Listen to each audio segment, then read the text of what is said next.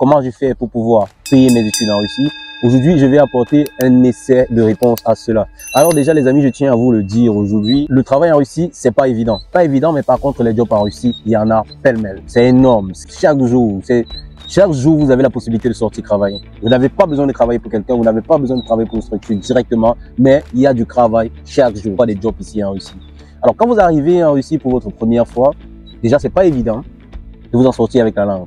Si vous passez par une agence comme la nôtre, le Pays Travel Agency, qui donne la possibilité comme ça à plusieurs étudiants de pouvoir quitter de leur pays pour venir étudier en Russie, alors sachez-le, nous avons un suivi que nous vous donnons. Mais si vous avez la chance de venir comme ça dans le tas, parce que oui, il y en a peut-être qui ont cette chance-là de pouvoir le faire, si vous avez cette possibilité-là de venir et que vous n'êtes pas suivi et que vous n'avez pas de communauté, que vous n'avez personne pour vous guider, voici un peu ce que vous pouvez faire.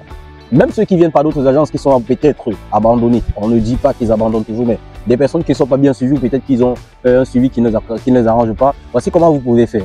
Déjà, vous suivez les anciens. Suivre les anciens, c'est quoi? Nous, par exemple, ce que nous faisons, c'est que quand vous venez en Russie et que vous arrivez, peut-être que vous êtes de nationalité ivoirienne, togolaise, béninoise ou bien camerounaise, on vous met dans la communauté de votre pays. Ah oui, parce qu'ici en Russie, il y a des communautés, il y a des groupes, des regroupements d'étudiants qui forment des communautés.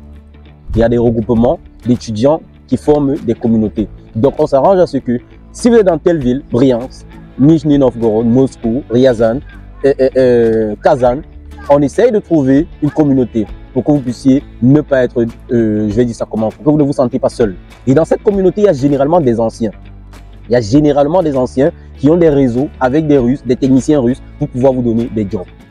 Ça, c'est l'une des meilleures techniques pour pouvoir trouver des jobs ici là. Et après, il y a certains qui vont se plaindre de ce que les anciens prennent des commissions sur eux et tout et tout. Mais mon frère, si toi tu venais et que tu n'avais pas cette possibilité, tu n'allais rien faire.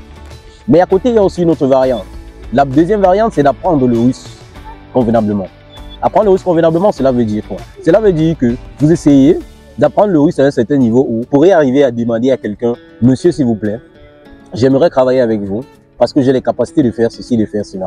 À ce moment, sachez-le, les commissions des anciens, c'est mort. Vous n'avez plus besoin de dépenser, vous n'avez plus besoin de donner de l'argent à un ancien pour pouvoir travailler. Parce que vous ne le donnez pas directement, vous le donnez peut-être indirectement parce qu'il y en a des anciens qui prennent des commissions sur vous. C'est plutôt logique, c'est plutôt normal. C'est la vie. Les plus gros mangent les petits.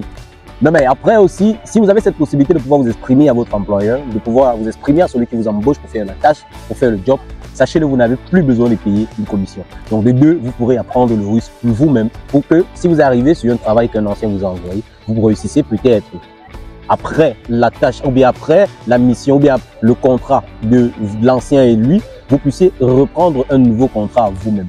Cela vous serez payé directement avec votre propre argent. J'en connais beaucoup de jeunes aujourd'hui qui sont arrivés et ils touchaient, on va parler en France CFA, ils touchaient dans les 15 000 par jour. Aujourd'hui, ils sont à près de 25 000 par jour.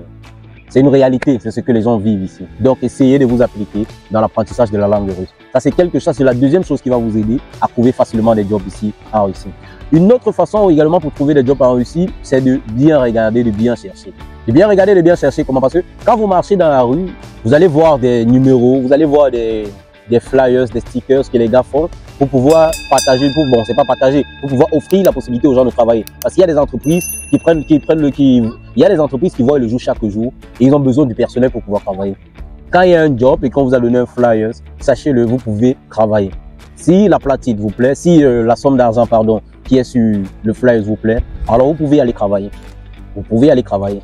Et vous allez travailler, vous allez toucher de l'argent, vous allez être bien payé. Maintenant aussi, pour cela, on revient encore sur l'avantage de deux, c'est qu'il faudrait que vous essayiez de parler.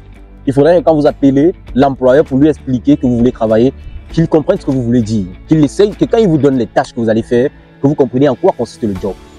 Donc c'est un peu ça. Parce qu'il y a mille et une manières de trouver et la plus grosse manière de trouver, c'est encore Avito. Je vous ai parlé d'Avito dernièrement dans l'autre vidéo, mais je vous ai présenté juste une partie de ce que vous pouvez faire avec Avito. Aujourd'hui, je viens vous dire, les amis, vous pouvez tout faire avec Avito. Sur Avito, si tu es technicien et que tu cherches le travail de technicien, je vais dire électricien, oui.